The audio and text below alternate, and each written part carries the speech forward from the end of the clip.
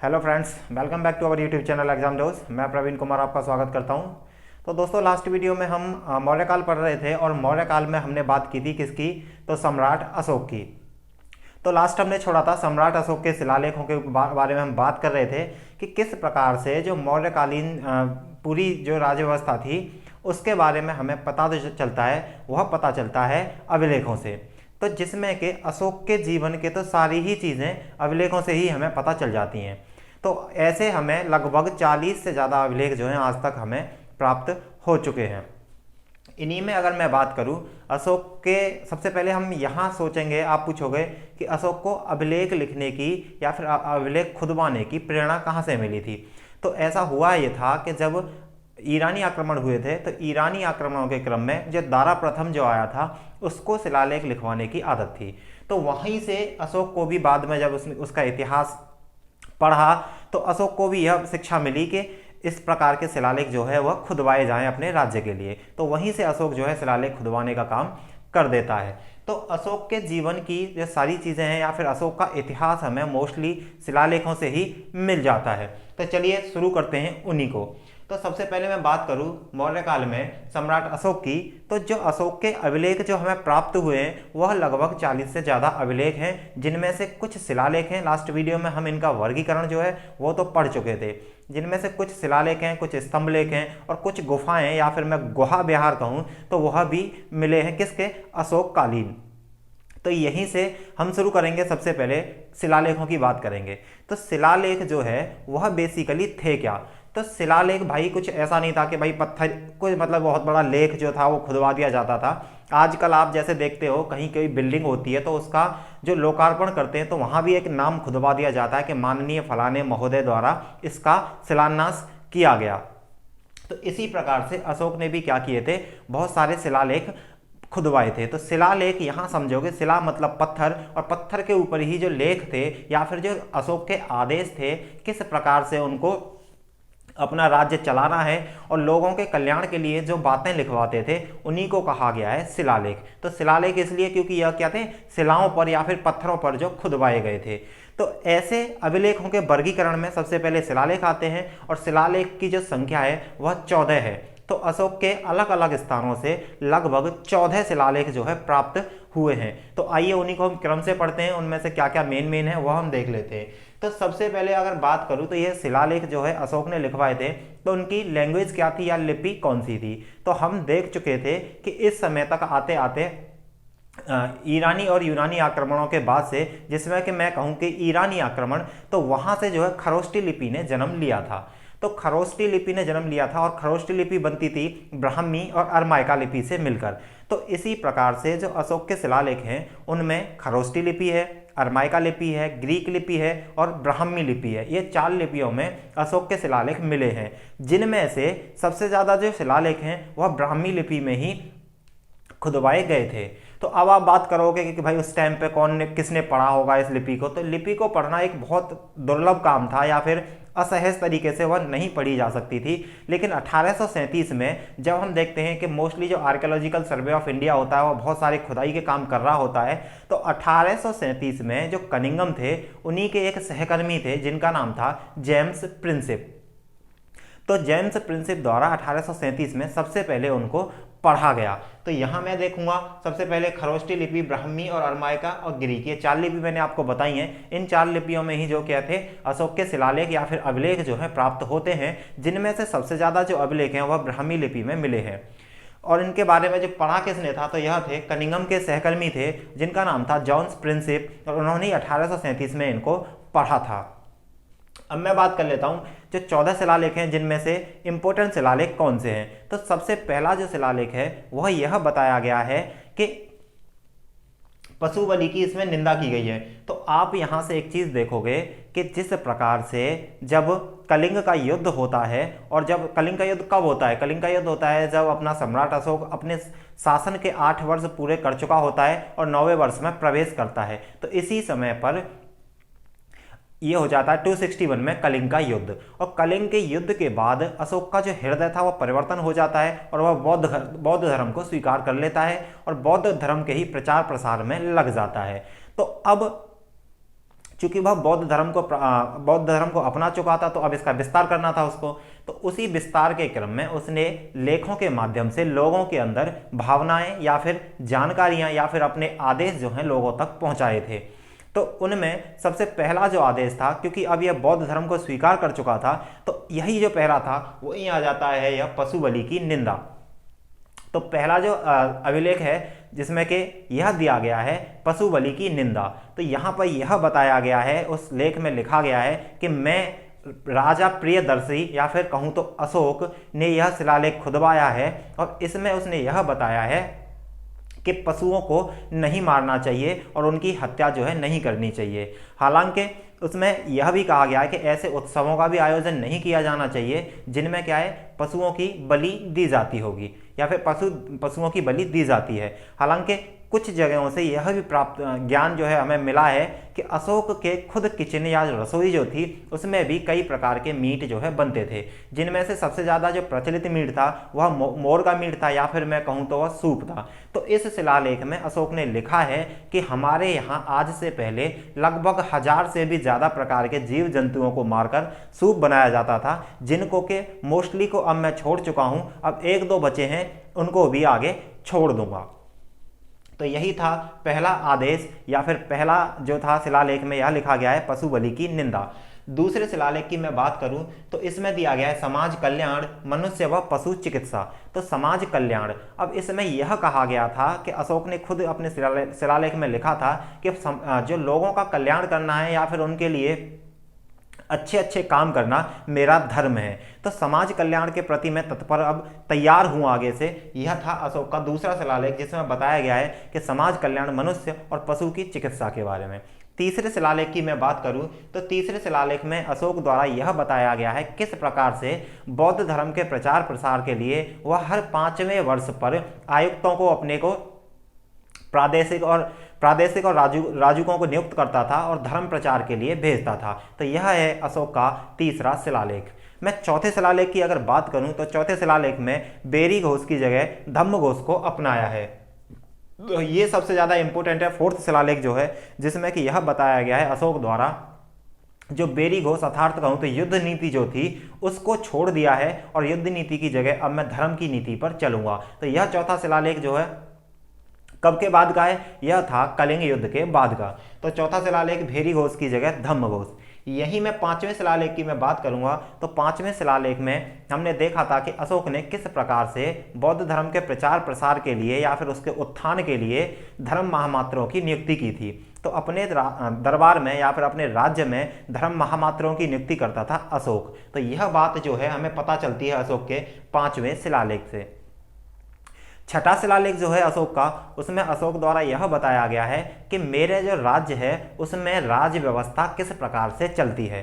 तो छठे शिलालेख में राज्य व्यवस्था के बारे में बताया है और यहाँ यह बताया गया है कि मेरा जो धर्म है वह लोगों का कल्याण करना है, मैं लोगों का प्रिय बनना चाहता हूँ और मैं लोगों के समाज या कल्याण में इतना आगे निकल जाऊं जिससे कि मेरी जनता खुश रहे और मेरी जनता खुश रहेगी तभी मैं खुश रह पाऊंगा। तो यह लिखा गया है अशोक के छठे शिलालेख में। और इसमें अशोक ने यह भी कहा है कि मैंने हर जगह अपने गुप्तचर छोड़ रखे हैं। तो मतलब सूचना देने के लिए मैंने हर जगह अपने गुप्तचर जो है छोड़ रखे हैं और इन गुप्तचरों के माध्यम से मुझे पता चल जाता है कि मैं जो फैसला ले रहा हूँ वह सही है या गलत है। तो ऐसा नहीं है कि मैं खुद भगवान हूँ, एक तरह से मुझसे कुछ फैसले जो हैं गलत हो जाते हैं तो उनको भी मेरे गुप्तचर आके बता देते हैं जिससे कि मैं उन्हें सुधार सकूँ। कुल मिलाकर बात ये है कि मैं प्रियदर्शी जिस प्रकार से मेरा नाम है मैं उसी तरह से लोगों का प्रिय बनना चाहता हूं और जनता का ही सुख मेरे लिए सर्वाधिक है। तो यहाँ ये बात पता चलती है हमें अशोक के छठे शिलालेख से। 7वें और 8वें शिलालेख की हम बात करें तो अशोक के 7वें और 8वें शिलालेख में जो है अशोक की यात्राओं का वर्णन दिया गया है।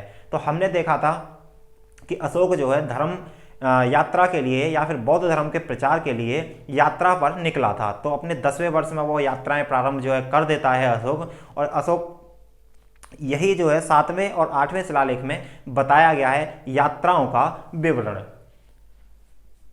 नेक्स्ट इंपोर्टेंट, सबसे इंपोर्टेंट 13वां शिलालेख है अशोक का, जिसमें कि कलिंग युद्ध का वर्णन दिया गया है।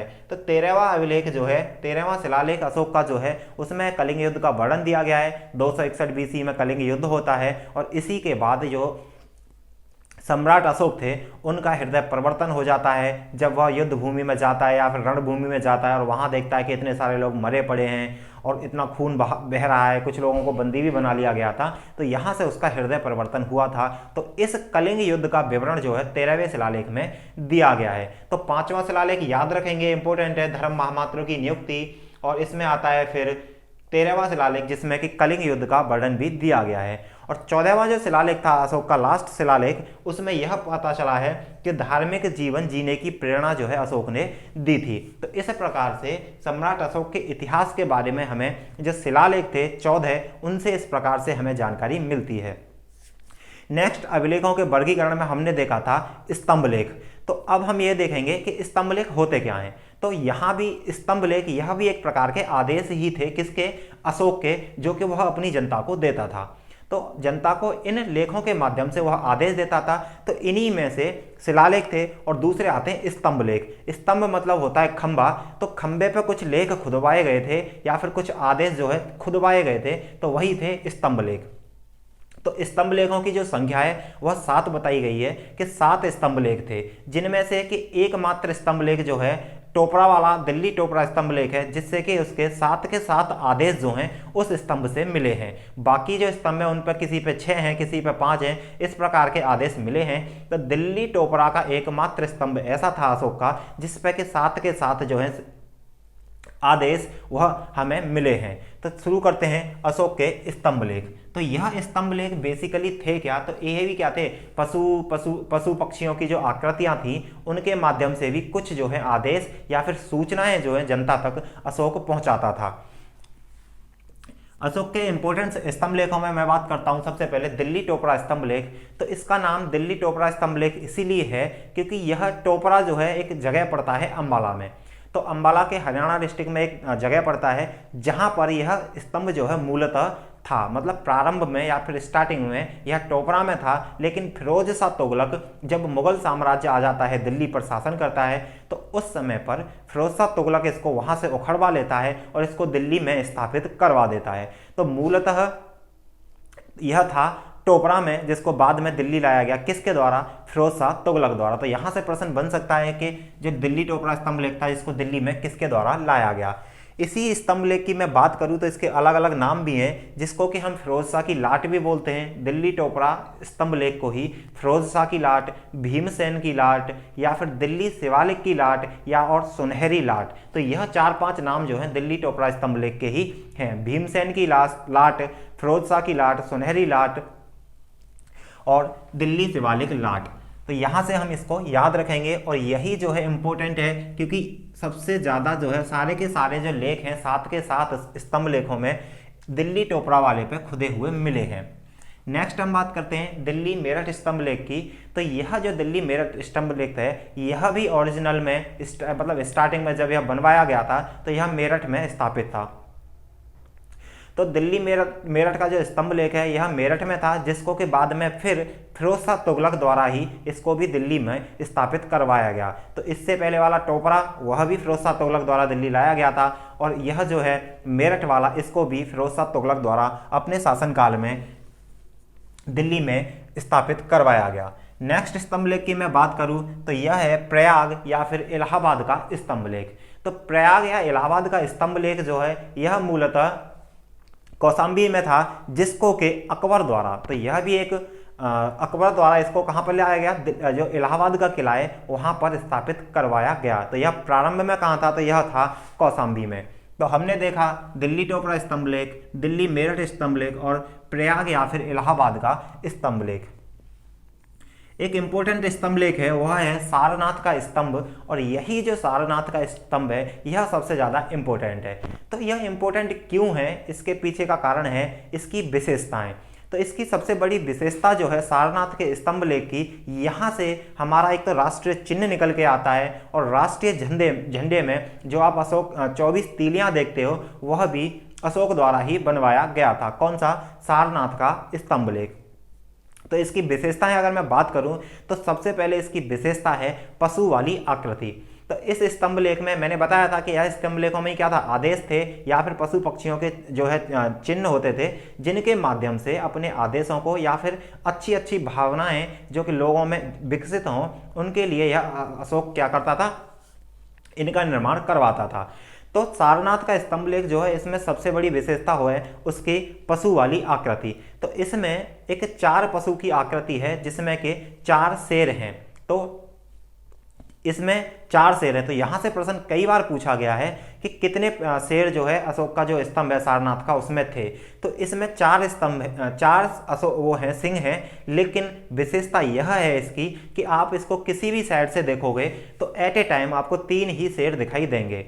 वास्तव में कितने हैं, 4 शेर हैं, लेकिन आप किसी भी डायरेक्शन से इसको देखोगे तो आपको एट ए टाइम 3 ही शेर दिखाई देंगे। नेक्स्ट इस मैं बात करूं तो यही हमारा राष्ट्रीय चिन्ह है, कौन सा, सारनाथ का स्तंभ लेख। इसी में जो सारनाथ का स्तंभ लेख है, इस शेर वाली आकृति के नीचे भी कुछ आकृतियां बनी हुई हैं पशु पक्षियों की, और यहां से जो है 4 अलग अलग प्रकार के पशु जो है वो मिलते हैं, जिनमें है घोड़ा, हाथी, सिंह और बैल। तो यह 4 पशु, घोड़ा, हाथी, शेर और बैल, यह भी स्तंभ लेख में है, किसके में, सारनाथ के स्तंभ में। तो यहाँ आपको प्रश्न दे दिया जाएगा और उसमें अलग अलग नाम दे दिए जाएंगे पशुओं के, और पूछ लिया जाएगा कि अशोक का जो सारनाथ का स्तंभ है उसमें इनमें से कौन सा पशु नहीं है। तो इनमें 4 पशु, घोड़ा, हाथी, सिंह और बैल है। और एक इसकी विशेषता ऊपर थी कि जो शेर हैं उसमें 4 शेर हैं, लेकिन एट ए टाइम देखने पे हमें 3 ही दिखाई देते हैं। तो सारनाथ के स्तंभ में ही एक और चीज जो मिलती है वह मिलता है एक चक्र। तो वह चक्र जो है उसमें 24 तीलियां हैं, और वही चक्र को बाद में हमारे झंडे में लिया गया है। तो झंडे का जो चक्र है वह अशोक के सारनाथ के स्तंभ से लिया गया है। तो उम्मीद करता हूं आपको शिलालेख, उसके बाद स्तंभ लेख जो है समझ में आए होंगे। नेक्स्ट में बात करूं अभिलेखों में, तो वह आती हैं गुहा विहार या फिर गुफा विहार। तो गुहा विहार या गुफा विहार होती क्या है ये हम जानते हैं।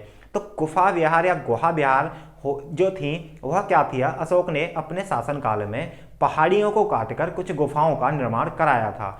इसके पीछे का कारण ये था कि जो अशोक था उसके पिता थे बिंदुसार। तो अशोक के पिता जो बिंदुसार थे वह आजीविक धर्म से थे। तो वह आजीविक धर्म से थे, लेकिन ये जो है किसको, बौद्ध धर्म को अपना लेता है। तो ऐसे में चलकर जो आजीविक समुदाय था और बौद्ध धर्म के भिक्षु जो थे, तो बौद्ध भिक्षुओं के लिए और आजीविक समुदाय के रहने के लिए अशोक ने यह व्यवस्था चलाई थी अपने पिता, या तो कह लो अपने पिता की खुशी में, क्योंकि आजीविक धर्म को वह मानता था।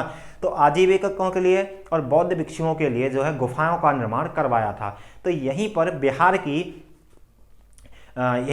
की बरावर की जो पहाड़ियां थी उनको काटा गया। तो पहाड़ियों का नाम था बरावर, उन पहाड़ियों को काटकर गुफाओं का निर्माण कराया था, किसके लिए, भिक्षुओं के रहने के लिए। तो उसमें से 3 जो हैं वह बनवाए थे अशोक ने।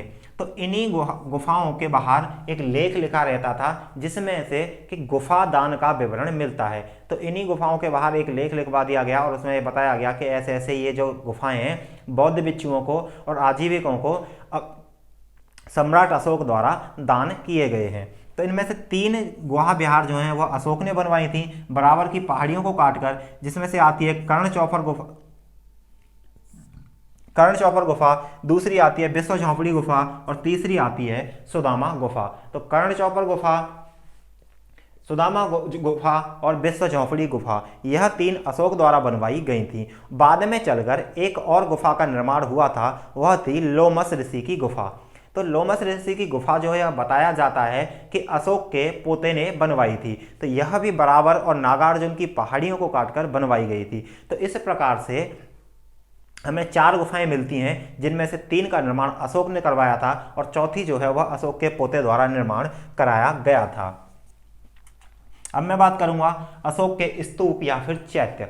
तो हम सबसे पहले यह देखेंगे कि स्तूप या चैत्य होते क्या हैं। तो स्तूप बेसिकली जो थे वह थे बौद्ध के जो गुरु होते थे या फिर दार्शनिक जो होते थे उनके अवशेष रखे जाते थे। तो यह किस प्रकार का होता है, तो स्तूप जो है डी टाइप का होता है, मतलब अर्धगोलाकार।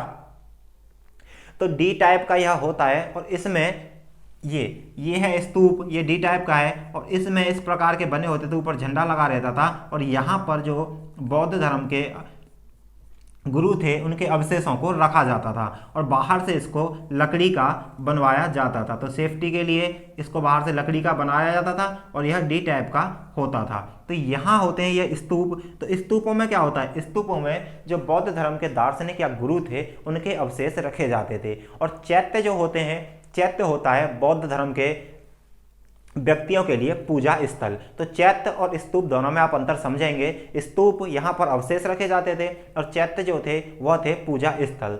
तो इस प्रकार के चैत्य और जो स्तूप थे वह करीब 84,000 जो है अशोक ने निर्माण कराए थे।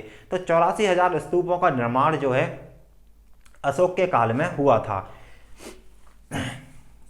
मैं बात करूं अशोक के बारे में, चैत्य या फिर स्तूप बनवाने के पीछे का कारण, तो हम जिस प्रकार से देखते हैं कि महात्मा बुद्ध, जिनका को क्या है, एक तरह से बौद्ध धर्म का अनुयायी माना जाता है, तो महात्मा बुद्ध जो थे इन्होंने ही अपने महापरिनिर्वाण सूत्र में यह कहा था अपने शिष्य से कि मेरे मरने के बाद, अपने शिष्य आनंद से यह कहा था कि मेरे मरने के बाद मेरे अवशेषों पर उस प्रकार का ही स्तूप बनवाया जाए जिस प्रकार से चक्रवर्ती सम्राटों के मरने के बाद बनवाया जाता है। तो यह थी बौद्ध धर्म के अनुयायी महात्मा बुद्ध की आदेश था अपने जो शिष्य थे किसके लिए, आनंद से। तो आनंद से ही इन्होंने कहा था कि मेरे मरने के बाद इस प्रकार का जो है मेरे अवशेषों के ऊपर स्तूप बनवाया जाए जिस प्रकार से सम्राट या फिर चक्रवर्ती राजाओं का बनता है। इसी में बात करूं सांची का स्तूप, तो सांची का स्तूप जो है यह अशोक द्वारा निर्माण कराया गया था और यह मध्य प्रदेश में स्थित है। तो सांची का स्तूप, यह प्रश्न पूछ लिया जाता है किसके द्वारा निर्माण कराया गया था, तो यह था अशोक द्वारा। नेक्स्ट में बात करूं धमेश स्तूप की, तो धमेश स्तूप जो है सारनाथ में एक डियर पार्क है, वहीं पर यह धमेश स्तूप मिलता है। तो सांची का स्तूप एमपी में है और धमेश स्तूप जो है यूपी में है। और इस धमेश स्तूप के बारे में यह बताया जाता है कि यह वहीं पर स्थित है जहां पर महात्मा बुद्ध ने अपना पहला उपदेश दिया था। तो पहला उपदेश सारनाथ में दिया था, तो इसीलिए यह सारनाथ में है और जहां उपदेश दिया था उसी के ऊपर यह स्तूप बनाया गया था। कौन सा स्तूप, धमेश स्तूप। तो धमेश स्तूप का जो कार्य जो है अशोक के काल में शुरू हुआ था। धमेश स्तूप के निर्माण का कार्य जो है या फिर नींव कहूं तो अशोक के काल में शुरू हुई थी और इसका विस्तार जो है कुषाण काल में होता है। तो विस्तार इसका कुषाण काल में होता है, लेकिन जब यह धमेश स्तूप जो है पूर्णतः बनकर तैयार बाद में गुप्त काल तक होता है। तो यहां से उम्मीद करता हूं दोस्तों आपको समझ में आया होगा सम्राट अशोक के अभिलेख, जिनमें कि हम शिलालेख देखे, स्तंभ लेख देखे और गुहा विहार देखे। तो अगर हमारा वीडियो अच्छा लगा हो तो हमारे चैनल को लाइक शेयर सब्सक्राइब करें। Thank you.